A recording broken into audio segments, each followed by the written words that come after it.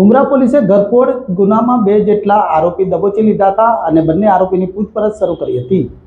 સુરતના ઉમરા પોલીસ મથક હદમાં ઘણા વખતથી ચોરીની ઘટના બનતા સ્થાનિકોમાં ડર સાથે ફફડાટ ફેલાઈ જવા પામ્યો હતો।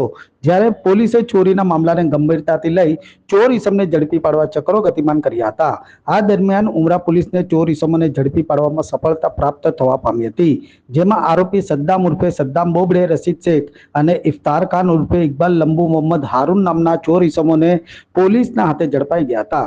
બંને આરોપી કચરો લેવા માટે જતા હોય તે રીતે પોતાની સાથે પ્લાસ્ટિકનો ઠેલો રાખતા હતા અને ઠેલાની અંદર શટર ખોલવા માટેના સાધનો મૂકી જે જગ્યા પર ચોરી કરવાની હોય તે જગ્યા પર કચરો એકત્રિત કરવા લાગતા હતા।